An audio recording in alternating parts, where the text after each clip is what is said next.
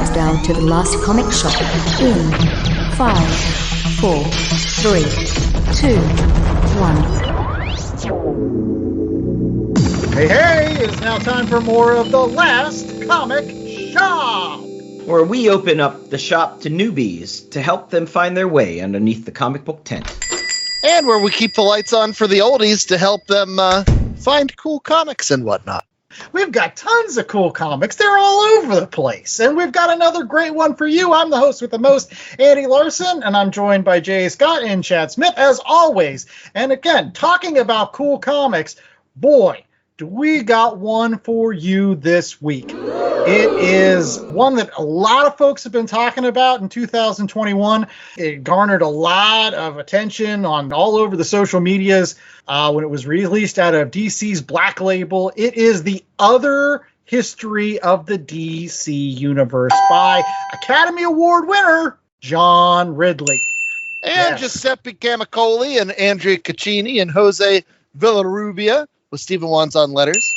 It's creating kind of a little bit of a capstone for us. Over the last couple of weeks here on the Last Comic Shop, we have been hitting DC Comics heavy. In fact, we talked about this book just a couple weeks ago during our DC month. And this was one that we didn't get to, but it was so good that we had to bring it to all our fans. And it is crazy to think that unlike our first season of Last Comic Shop, in which I think we had 13 DC books or something like that. It was definitely a lot less than either our Independence or our Marvel book. Yeah, Marvel and Indies both clocked in around 19 books. DC was around 13, and a lot of those were movie related. And here in 2022, it's been the reverse. For those people just listening since the beginning of the year, you're going to think that that's all we talk about is DC. 6 out of the last 9 shows have been about DC comic books. We did have a DC month. It is true, but that ended nearly a month ago. And then we had Rorschach, and now we've got this book. And again, in 2 weeks, we're going to be doing a Batman book because that Batman movie is going to be coming out.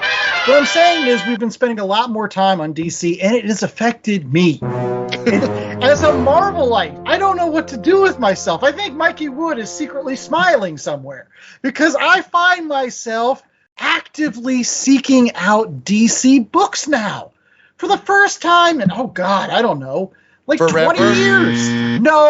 No, I won't lie. There was a point in the early 2000s when I was picking up things like Long Halloween and Dark Victory, Batman stuff. But at the same time, I didn't really go any further than that. I didn't pick up the 52. I didn't pick up any of the Jeff Johns Flash or Green Lantern runs. I didn't do any of that. But now I find myself saying, what does DC got just around the corner? Because I want to see what that is. Especially this Black Label stuff. That's crazy. Guys, what do you think? How has this DC renaissance that we've been going through over the last couple of weeks affected you, J.A.?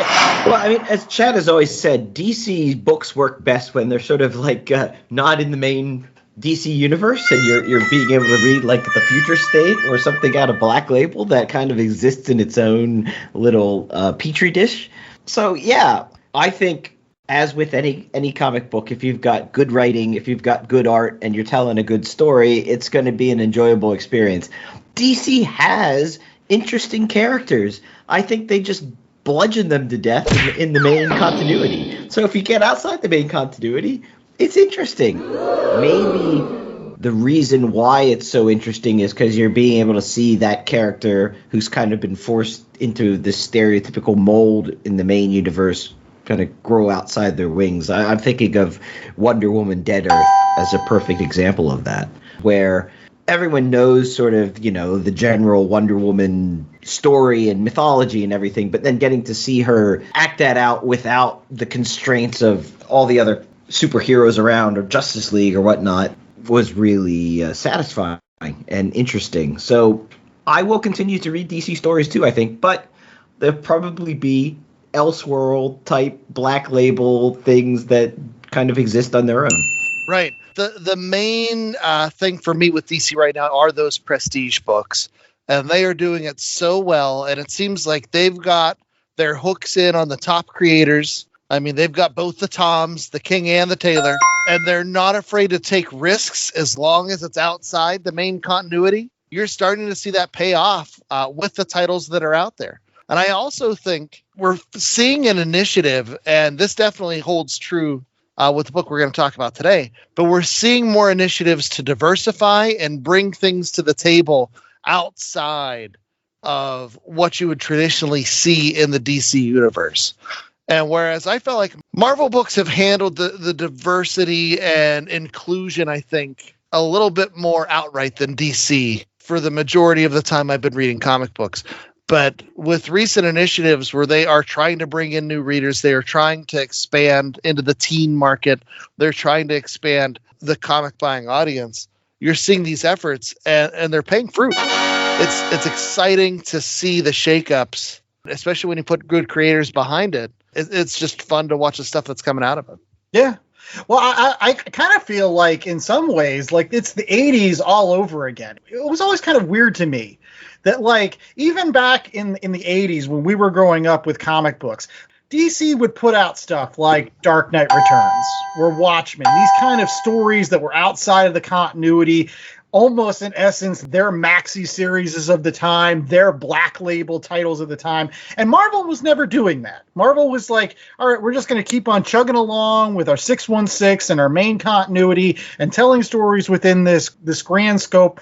Not like, you know, some sort of Captain America adventure that's like way outside the norm, you know, and everything like that. And sometimes they would, but for the most part, if they did, nobody was paying attention to it. Not like they did over at DC. When they did it at DC, everyone's like, wow, they're doing that. And that's actually the books we're going to gravitate towards. And so I feel like that's happening again here. We're like, I don't know, as a result of DC just basically chucking all the continuity out of the window with Future State and just being like, yeah, whatever, just write good stories. We'll work it out all in the wash. If that's now, you know, basically allowing our artists and writers to just kind of like say, okay, yeah, everything's going to be prestige. Everything's going to be maxi series. Everything's going to be, you know, this book outside the norm. And Marvel's still chugging away at being like, yep, everything makes sense in our universe, even though really it doesn't. Maybe that's part of why I find myself gravitating more to DC, because it just seems like Marvel's still putting on this facade that continuity matters. And even there, it doesn't. Like, gosh knows, I went from one Hulk book in which he was an immortal guy with this green door to now he's like a robot. The vastness between these two ideas is crazy. Yeah, but even with their media properties, Marvel's, they're making their bones through cohesion. Even though they wink at it a lot, you know, they make their bones between that continuity and the everything's interconnected. Whereas I think DC and Warner Brothers, and I look at things like Peacemaker, like there's no way Peacemaker exists in a shared universe. You can't have Peacemaker hanging out with your Batman franchise. And Warner Brothers is just embracing that on both the media front and in the comic books. So like, yeah, we'll do what we want, you know, consequences be darned. And we'll see where it takes us, because as it stands, they've been getting good stuff out of it. Yeah, just look at how many times they've rebooted the Batman series. You've got the Schumacher Batman and sort of the over-the-top camp stuff. You've got the Tim Burton Batman, which kind of melded into the Schumacher Batman. You've got the Nolan-verse, and then you've got the Ben Affleck DCEU Batman, and now you've got a new one, which, you know, I don't know where that one's going to fit. So, but DC doesn't seem to care. They're like, no, we're just giving you Batman. And they're bringing the old ones back, too, and a whole other different thing in Flash. Who cares? Doesn't matter. And maybe that'll be something that will come out of all of the fact that, like, nobody cares about continuity DC. Is they'll finally make a decent Peacemaker series, you know, on the heels of this really great TV show. Or maybe they'll just continue having it as a TV show. I'm fine with it either way. I just know that I'm looking out for more DC books, and it's an itch needing to be scratched. A lot of my books over the next couple months will probably still be DC books, because there's a lot of good stuff, like Superman 78. I want to cover that on this show coming up soon. But in any case, we're going to be right back with, after these commercial breaks, we're going to be talking about this week's DC book, The Other History of the DC Universe. So stay tuned. Speaking of Peacemaker, you think John Cena can write a comic book too, in addition to rapping and wrestling and acting and everything else he does? He's a tour de force. He can do whatever he wants. Can even grovel to the Chinese Communist Party. Cartoon Dumpster Dive. I'm your host, Joel. And I'm your host, Andrew. Join us as we travel back in time to watch the garbage cartoons from your past. Will you remember them? Maybe. We mistakenly watch every episode of these cartoons to remind you that, hey, some things belong in the past. Our pain is your entertainment. Thanks for tuning in. Hey everyone, I'm Nerd Bummer. And I'm Tactic, and we're two of the hosts of the Online Warriors podcast. Our podcast started as a way for three best friends to keep in touch and discuss their nerdy hobbies like movies, gaming, tech, and more. Since then, we've grown into a great community. Every Wednesday, we chat about the latest nerdy news before getting hands-on with our weekly nerdy adventures. And don't forget our high-stakes trivia game. Come join the fun at onlinewarriorspodcast.com and every major podcast platform. And now, back to the show. Okay, and we're back. It's time now for the Read Pile Review. We are, as Andrew said, reading The Other History of the DC Universe, a book that I had hoped that we would look at this year. It was on everybody's Read Pile list. It's now on our Read Pile list. We covered it earlier, but Chad, just give us a quick rundown of who did what on this book. Okay, so for The Other History of the DC Universe, you had John Ridley, who recently has been doing a lot of the stuff in the Bat universe. He wrote the story. Giuseppe Camuncoli, who I discovered writing Spider-Man, but I know he's done some Batman Europe series. He did the layouts. Andrea Cucci does the finishes. Jose Villarrubia was the colorist. And Steve Wan's on letters. So, Andrew, in your most 10-cent synopsis possible, what happened in The Other History of the DC Universe? It's basically a story about how things have unfolded since, I don't know, the beginning of the Bronze Age at DC. It starts off with the character of Black Lightning, who is one of the major African-American superheroes that DC has. And he kind of tells the story about, like, his experience and, like, how his viewpoint of, like, things that happened in not only the DC universe, but actually in real life, like in our history. The civil rights movement and the things in the 70s with like Black Lightning being in the Olympics during everything that happened at Munich. But from there, every issue kind of talks about another character who is a minority within the DC universe, whether that be Mal Duncan and Bumblebee, who were both members of the Teen Titans in the late 70s, early 80s.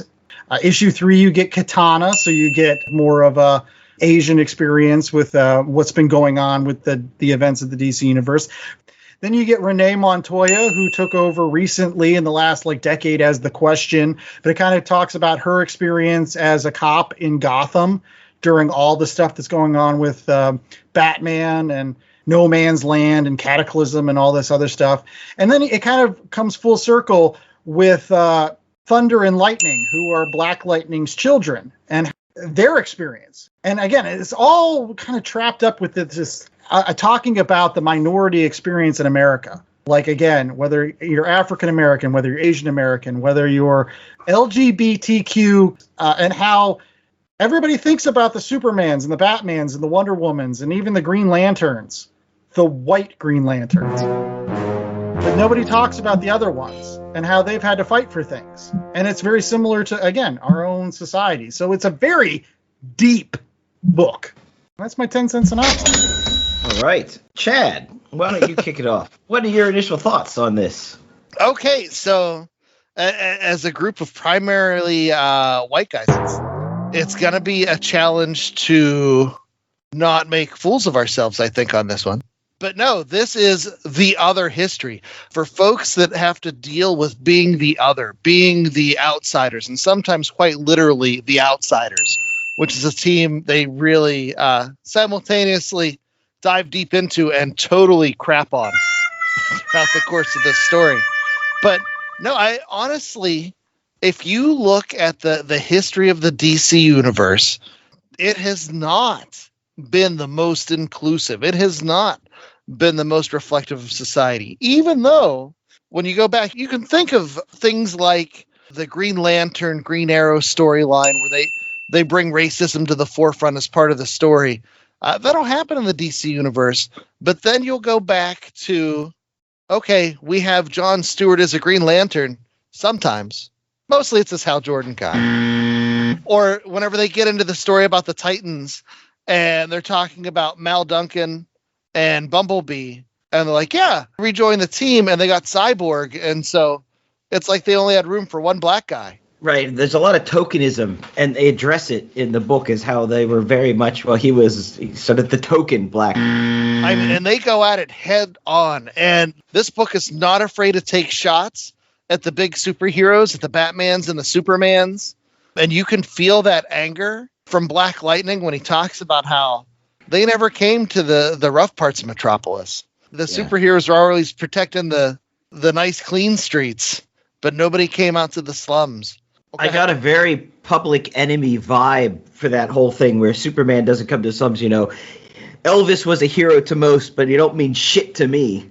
Yeah, that's this whole book. And it's fun to see how people relate to Batman, too, because Black Lightning thinks about Batman, even though he had joined up with him on The Outsiders, where it's like, yeah, he's a manipulator, but he was manipulating me for the right reasons. But see, I took it the completely different direction. With every single time anybody talked about Batman, they would kind of sometimes chalk it up to like, yeah, Batman's really screwed up because, like, I don't know, he saw his parents get killed, so that would screw up anybody. But at the same time, I didn't feel like anybody, whether it was Rene Montoya, whether it was Katana, whether it was in Black Lightning, where he was basically saying like, yeah, he actually legitimately terrified me because like he just felt like he was there just to really hurt people. Like they all think he's like borderline psychotic, which I guess he is. Yeah. I mean, this book has its foot in the real world, and there are real world events and real world politics happening. Since there's so many historical aspects that happen along with these superhero stories, you also, as a result of that, look at these superheroes as real people. Let's talk about that for a second, because I brought that up, and Andrew's brought that up before the show. We were talking about sort of our initial thoughts.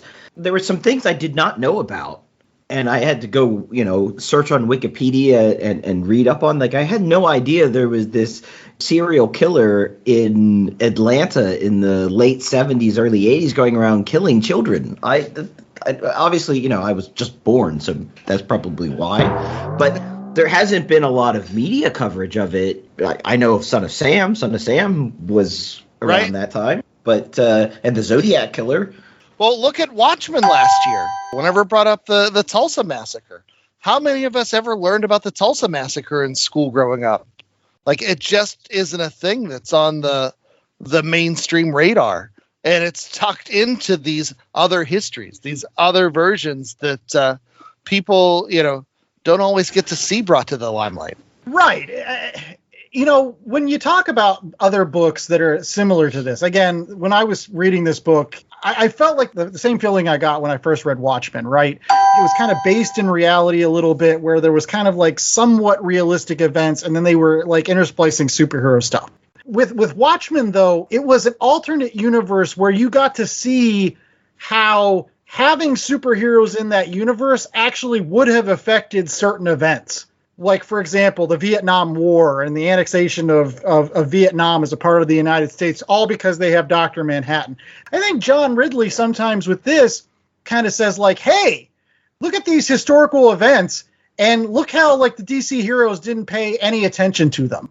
These are heroes. They would have paid attention to something.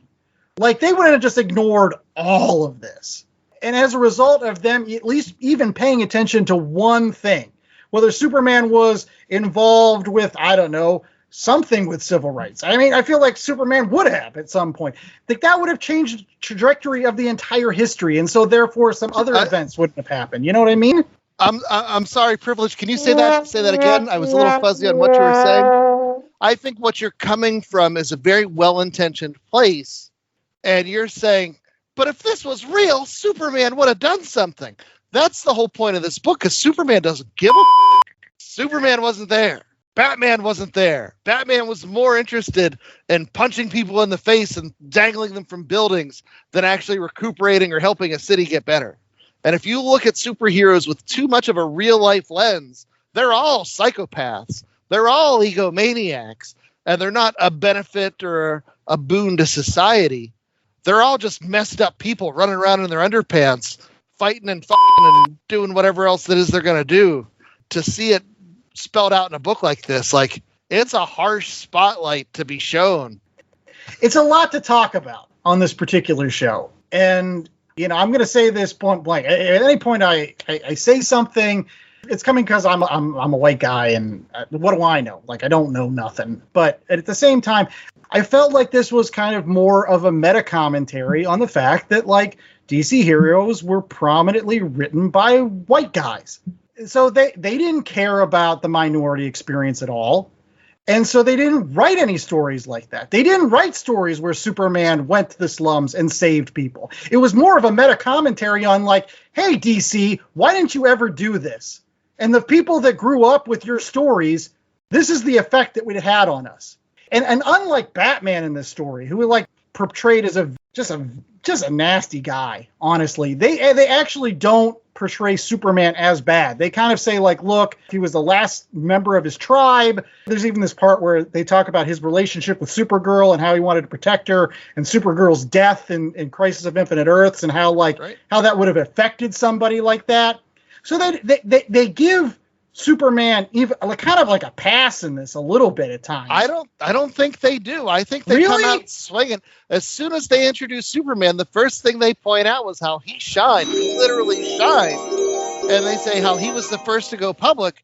But there's a line in here that he arrived in a form that was familiar and pleasing and wrapped in red, white, and blue. His passport was was stamped the first day he showed his luminescent flesh. So the fact that Superman, even though he's an alien, even though he's an immigrant, even though he's an other, he gets a pass because he looks like a white guy. Yeah, and then the 80s came, and that's, like, perfect for Superman. Ronald Reagan and Superman, two people made for each other, and that's almost a direct callback to Dark Knight Returns. So, you know, Superman stands up for what is right and just in America. Especially that first issue, I think, you know, leading with Black Lightning, who is just infused not just with electricity, but with righteous anger.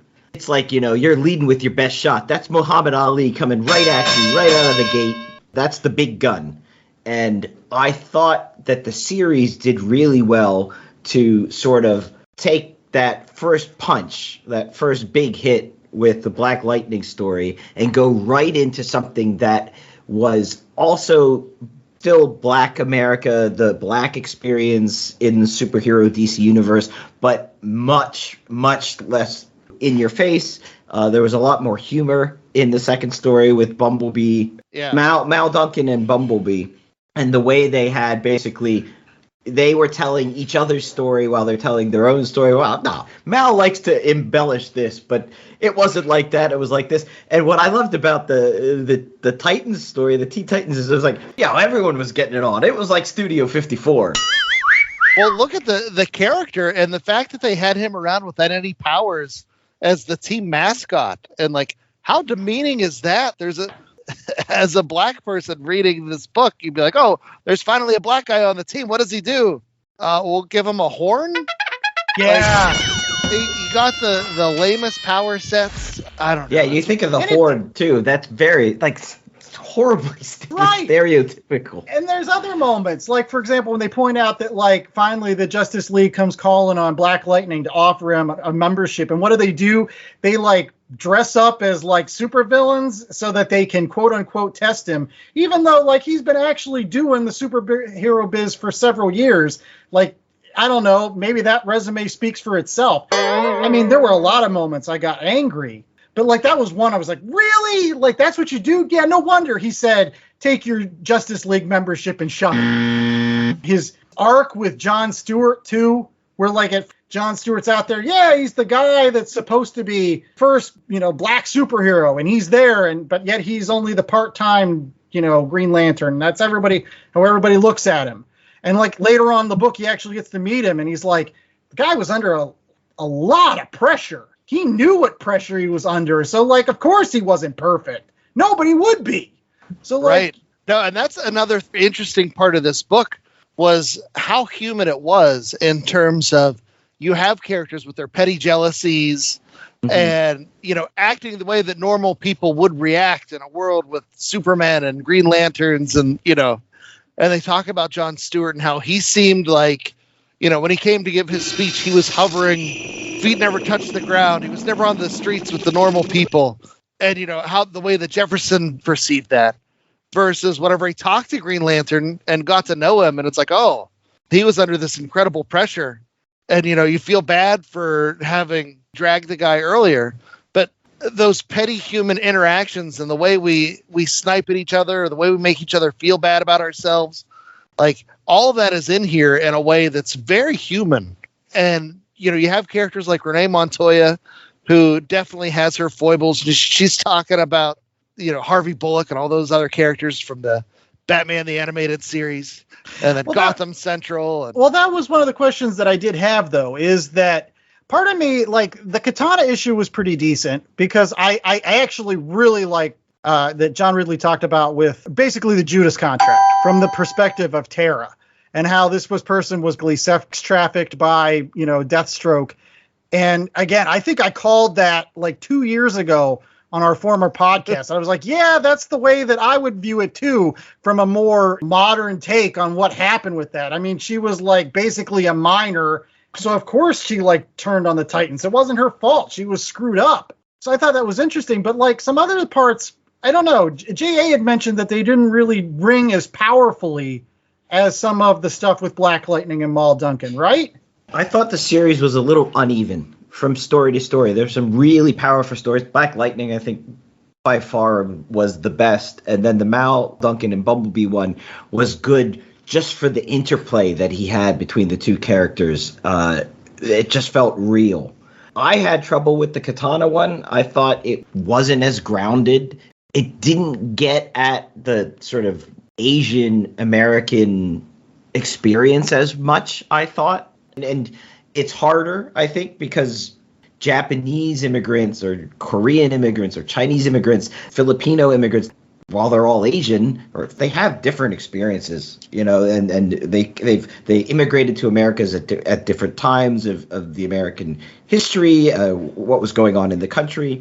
So as a Japanese immigrant post World War II, Katana's experience in America is very different than, say, even somebody like George Takei, who did the book about his experience living in Manzanar. It's hard to put your finger on why it didn't work. I just feel it didn't connect with me, at least as the reader, as much as those first two stories did. No, I can agree with you there. It felt like the pieces didn't interconnect as well as they did in the Black Lightning or the Mal and Bumblebee stories. Like, they go through some of the historical moments, but they just didn't seem to resonate with what was going on with Katana. I felt like, actually, the Katana issue resonated more with me if you were talking about just being, like, a female superhero. Because they were talking a lot about, like, how, there weren't actually a lot of those. Maybe other than Wonder Woman or a couple that, she was definitely one. And how she had lost children when she was first started and how she later, when she was on The Outsiders, she took in Gabby as a surrogate child and how that kind of healed her a little bit. That resonated with me, like as a father, as somebody that has children, and how other people within the DC universe looked up to Katana as kind of like a strong female role model for other female superheroes. I think that later on in the Thunder book, I think Thunder looked up to her as like, there weren't actually a lot of other females around. So when Katana came around, it was actually pretty cool. That's a different experience in itself, in terms of being the other. And what did you think about them sort of retconning or saying, this sword isn't really stealing anyone's souls. I'm just killing people. Talking to my sword. Why? I thought it fit. It grounded her, made it more human.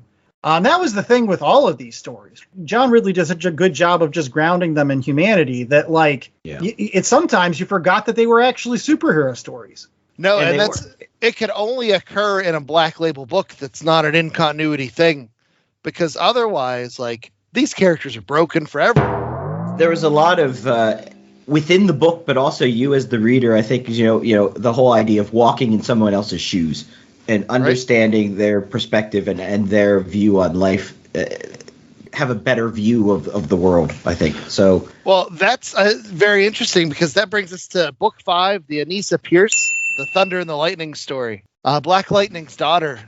Where this story, for me personally, the story itself, as a comic book, I didn't think it was as well done as the earlier issues, but at the same time, the things that it made me think about, the ideas that it got me to explore, I think this issue hit me harder than any of the other issues. Whenever you're dealing with Jefferson Pierce and how his daughter is gay and the way that relationship is impacted and she can never open up to him, and the way that from his perspective, he's well-intentioned, but you see with the way that he's treating other people, like how that's perceived.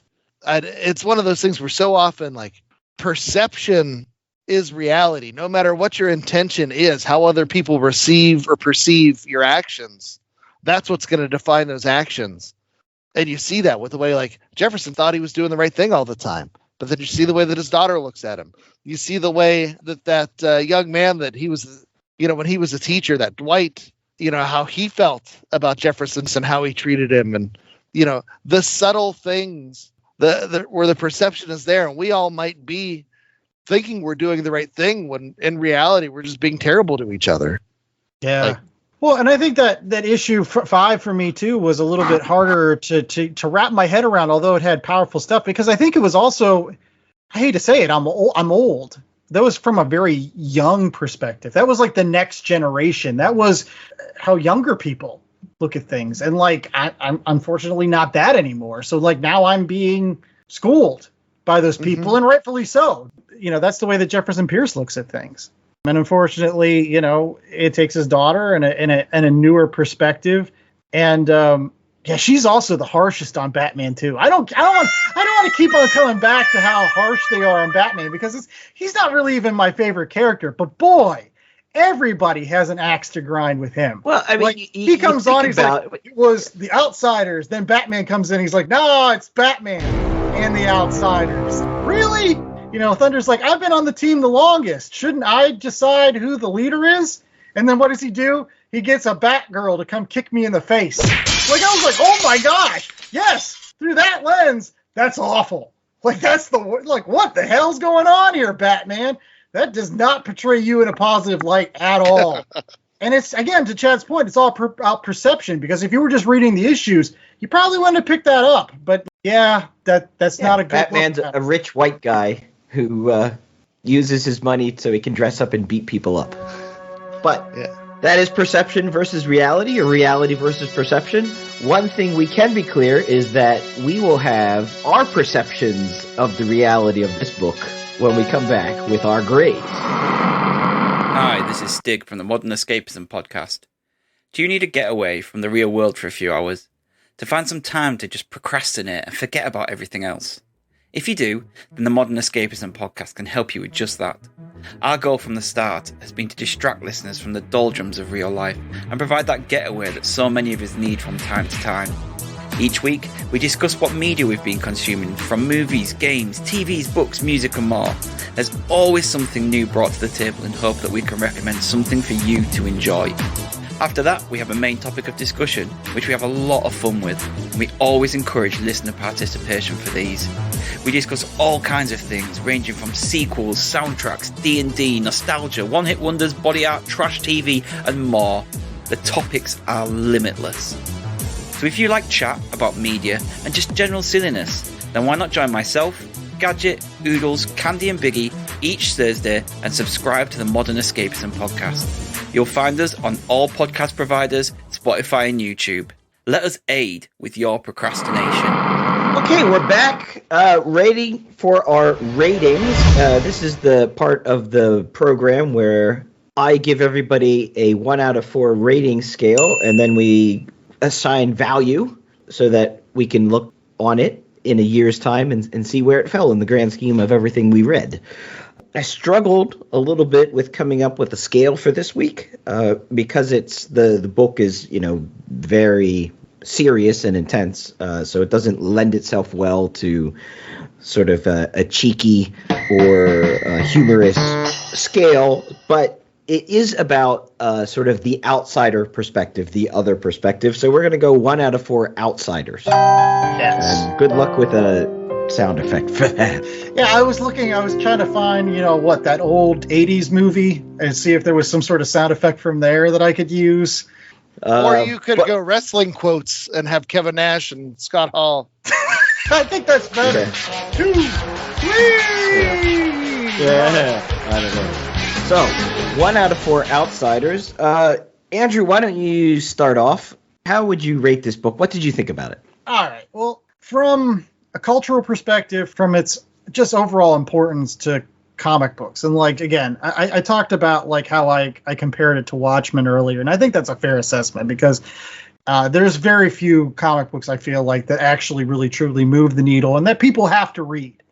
I feel like people need to read this book because it is powerful and it is something that you have to experience for yourself. So from that perspective, it's hard for me not to give it a full 4 outside because again, we talk about comic books being, how they're important, how we view them as important works of art. And this is definitely one of those. And so again, it's hard for me not to say that it's a 4 out of 4, although I'm going to say that there were issues that I liked more than others. And I do feel, to J.A.'s point earlier, that it is a little bit uneven. I think the strongest 3 issues in this book were issues 1 about Black Lightning, number 2 about Mal Duncan and Bumblebee, and number 5 about Thunder and Lightning. In fact, if it had just been those 3 issues, it would have been a perfect masterpiece. And I feel like those issues are so much stronger because John Ridley's talking about the Black experience, his experience, the weight, the gravitas that has. It can't be undersold. And I think that the issues 3 and issues 4, although really good, and I liked parts of it, again, I think they were talking about a different experience. They were talking about the Asian experience as being the minority. They were talking about the Hispanic experience in America and, the gay experience as well. And I feel like at times maybe those would have been better served by somebody that was, writing it from that perspective versus John, who was, again, he's talking about the Black experience and he is a Black man. So that's why I feel like those issues were so powerful. But at the end of the day, the whole thing was really good. And I think that you should read it. That's it. There you go. Okay. Chad. Yeah, no, I won't lie. This one was tough for me for a couple of reasons. One, all the words. We didn't talk about that. Where this does not take your traditional comic book format. This is like reading a book, a real book with words and everything, just occasional pictures.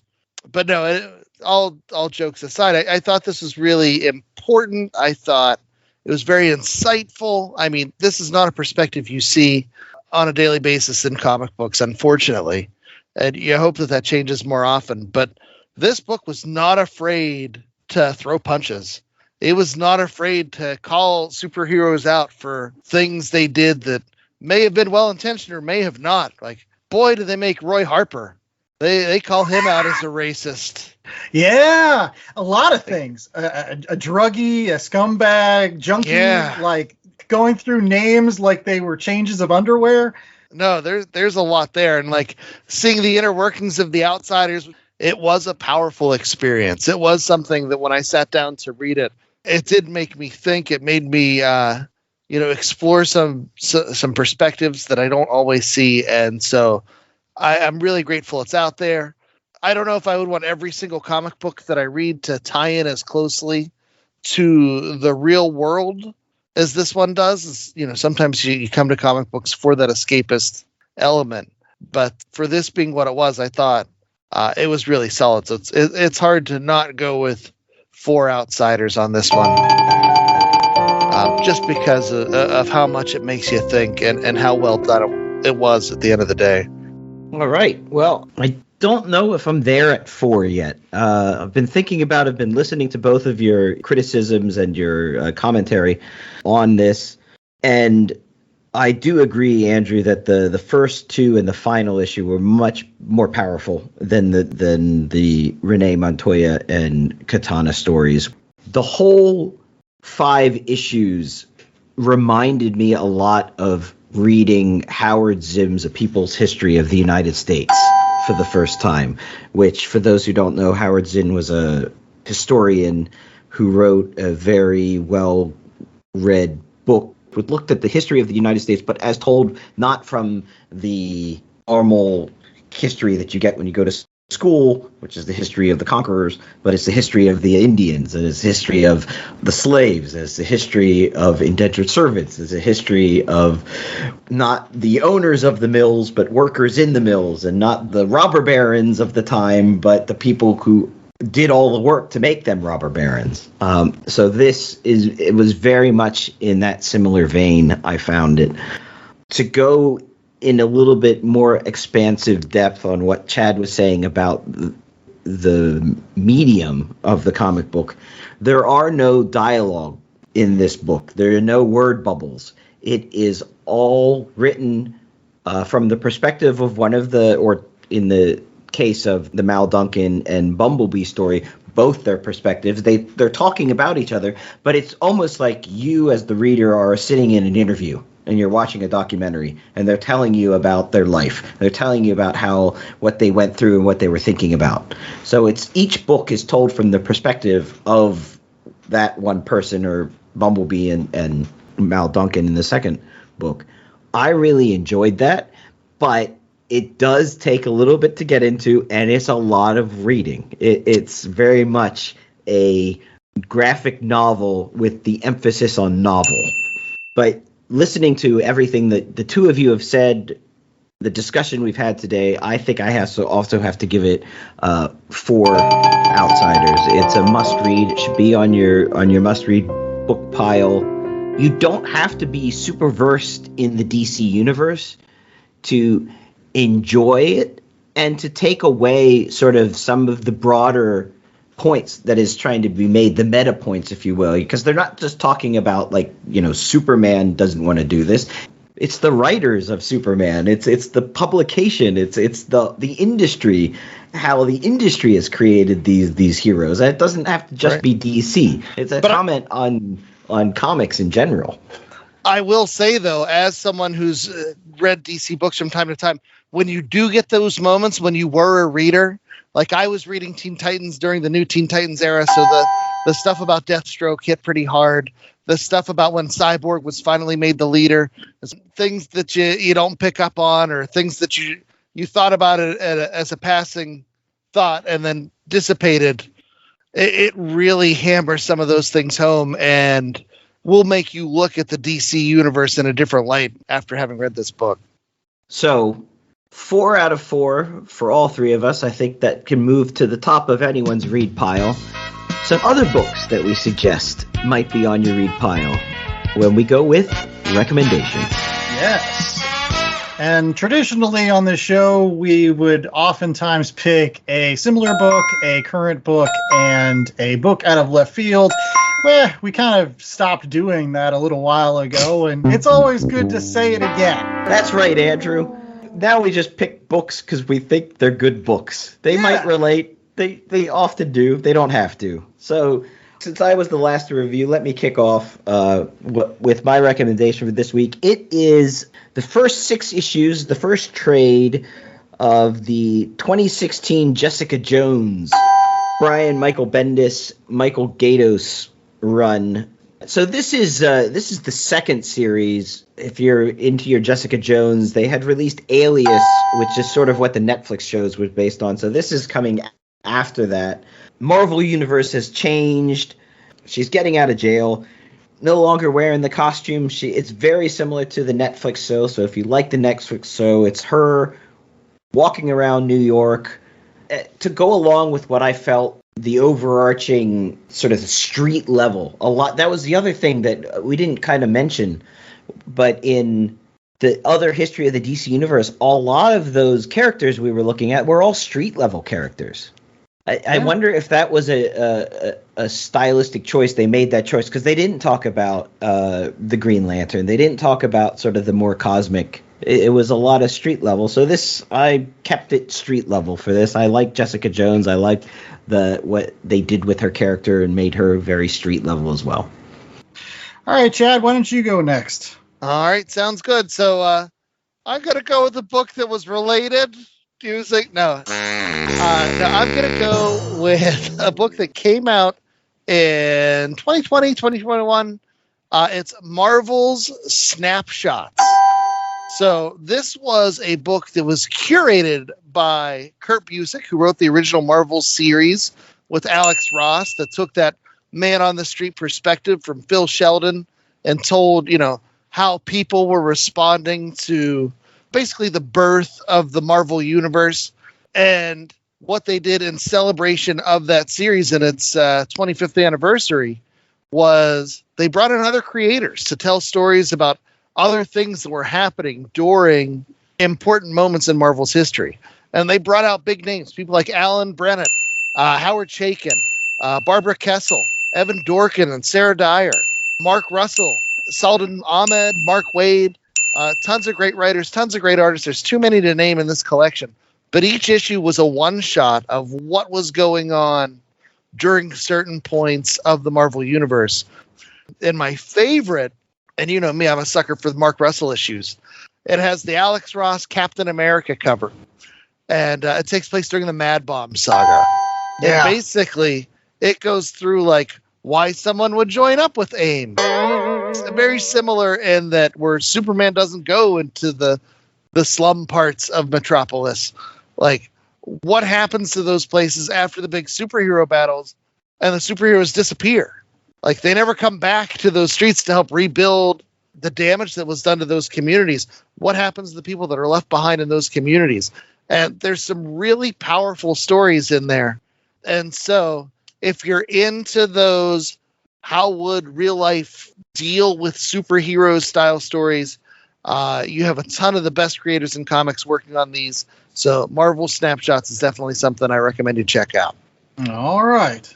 Well, to wrap up our recommendations this week, as I said earlier in the show, I've been really kind of devouring DC books. And one of the things I've been trying to do in 2022 is kind of change some of my mindsets, possibly, about some of these DC characters. And if you are a long fan of the last comic shop, you'll remember that last year we read Saga of the Swamp Thing.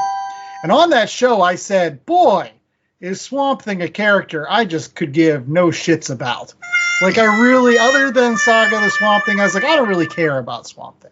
So honestly, now that we've been kind of embracing a lot of these DC books, I thought to myself, I owe it to myself to actually go back and read some of the original Swamp Thing. So I did. I picked up Swamp Thing, The Bronze Age, Volume 1, which basically collects the original short story Swamp Thing from House of Secrets 92, plus Swamp Thing 1 through 13.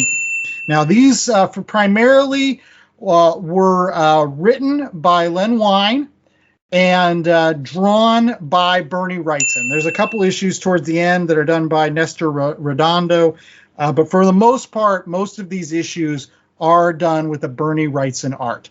And as somebody that has really embraced Bernie Wrightson as a comic book artist that not a lot of people know about, well, I shouldn't say that. The right people know about how awesome Bernie Wrightson is. Whether you've read his Frankenstein stuff or you read his original Swamp Thing in these books, it is incredible art. And even more than Len Wein writing, I was used to that stuff. I had read his stuff when he was writing for Marvel, so I know what Len Wein was, and it's quality stuff. But really, you should read these Swamp Thing issues for that Bernie Wrightson art. Every single issue is kind of like an episode of The Twilight Zone, where it's kind of like they have a town that's made up by this guy that fills it with homunculuses, like human-looking automatons that are built based off of dead people, and he's trying to create a perfect society.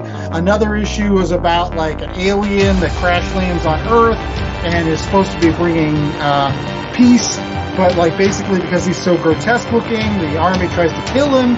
And all this is done with like Swamp Thing running around kind of in the background, kind of similar to like Man Thing, where he's like he's part of the story, but it's actually really a story about something else. But because of the Bernie Wrightson art, everything has this gothic atmosphere to it, which just makes it just ooze with some sort of macabre.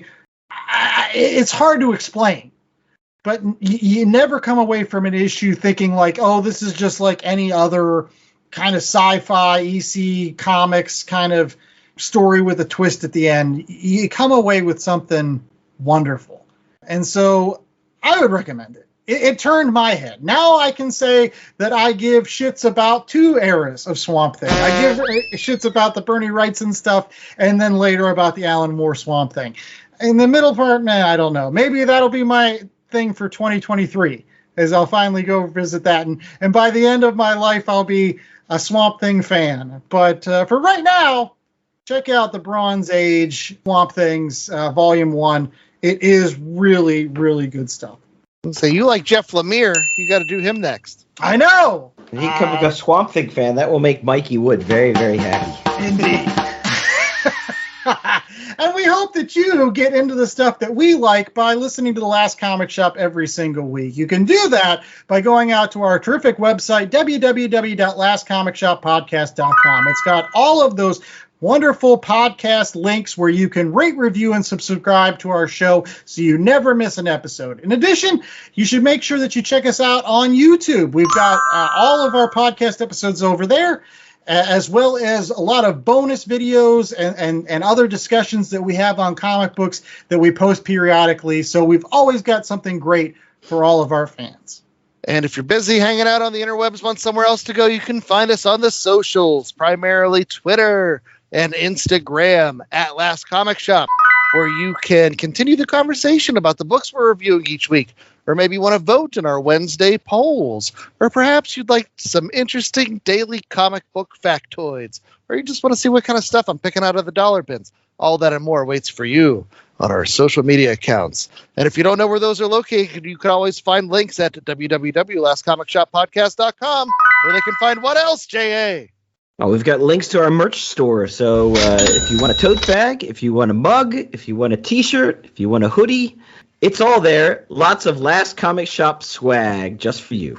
And while we may be the Last Comic Shop podcast, we don't actually want to be the last comic shop. So we encourage everybody to find a comic shop near you. If you need the assist, you can go to thecomicshoplocator.com, type in your zip code to find a place where you might pick up the other history of the DC Universe. Or perhaps you're down for some Swamp Thing, The Bronze Age, Volume 1. Maybe some Jessica Jones Uncaged, or perhaps a couple of Marvel Snapshots. All that and more waits for you at your local comic shop. And we will be waiting for you at the Last Comic Shop next week, so we hope you tune in for that show. Until then, I was the host with most, Andy Larson, and I was joined by Chad Smith and J.A. Scott. And remember, stay safe, stay warm, and next week, we'll have a lot more sound effects. Don't worry, they're not going away. We're just serious this week. Sometimes you just gotta be serious. Why so serious?